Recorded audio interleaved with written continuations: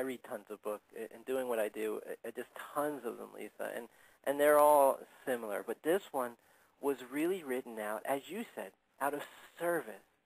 This is a book that you wrote. It's easy to talk about that sometimes the greatest messages are found in the greatest message. It's easy to talk about that, but you walk us through this and walk us through your messages and it isn't taken at that angle where all I did was, I kept the positive thinking and I went through it. It was really, even if you work hard, sometimes life punches you right in the face.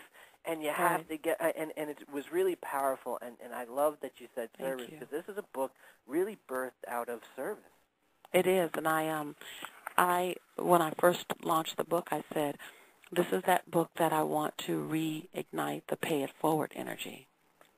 Because when you give someone this book, you give someone who either has said no matter what with their life, and you want to acknowledge them for the soldier, the warrior they've been, or you want to give it to someone who, in order to get through something right now, they're going to have to say no matter what.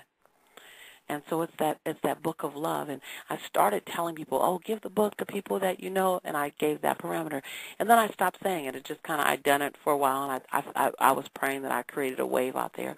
And I haven't said it in a while. And just this past weekend, I had a woman come to me, and she said, I read your book, and it was so amazing. I never heard of you before, and it was so amazing. I gave it to 4 of my friends who are really going through stuff. One, she's a fighter, so I gave it to her so she can see that there's other people like her. She totally identified exactly what my vision was, and she had never heard me make that request before. And so it's that piece of life work tool that, as one 19-year-old girl said, she said, I'm on my way to college. She said, and I don't know how it's going to be, but I believe that in your book, Ms.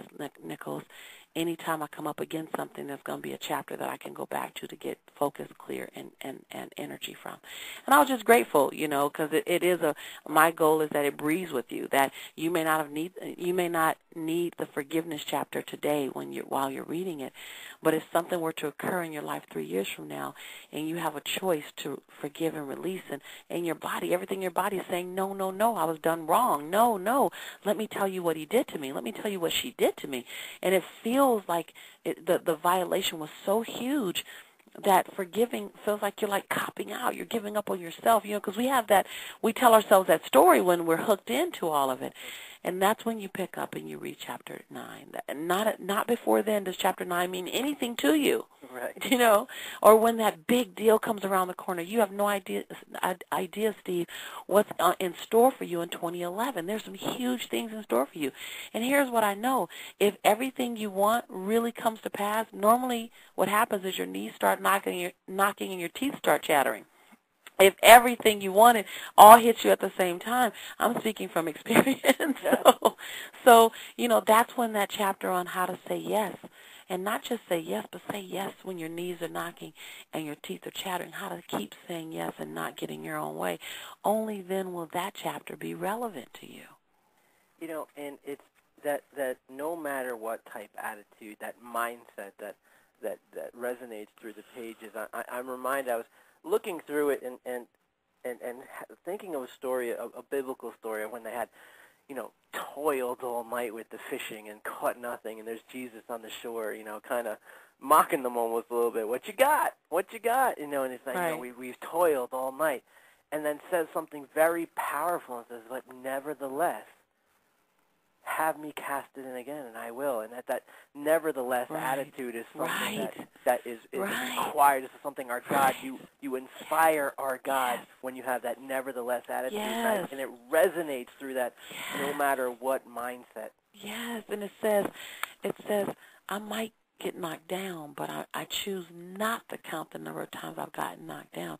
I choose to count the number of times I've gotten up. And before I get knocked down again, not claiming it, not drawing it to me, but being very clear that if I should get knocked down, what you can bet your last dime on is that I'm going to get back up. And so when you move into that no matter what mindset, Steve, you're no longer worrying about what's lurking around the corner. Number one, you've engaged your unwavering faith muscle. I didn't just say little faith. I said unwavering faith. And unwavering faith says, you don't have to show me anything with my eyes. because I know it all with my soul. I'm not worried about how I'm going to get through this time. I know I'm going to get through this time, so I just need to go through the motions. It's non-negotiable. When you move every other, there's a power of no matter what mindset, because the no matter what mindset is simply this. You have removed, that's just so powerful, every other option off the table other than that goal. People say, Lisa, how did you know you were going to be a success? I said, I removed every other option off the table. I removed, and that sounds insane, and I didn't know it. I couldn't have verbalized this to you 8 years ago, because I was walking in no matter what mindset, really not saying it. I didn't say no matter. It's not a sexy phrase to me. It's not a cliche to me. It's a decision. It's a mindset. So more than anything, I'm not talking about it. I'm just being it.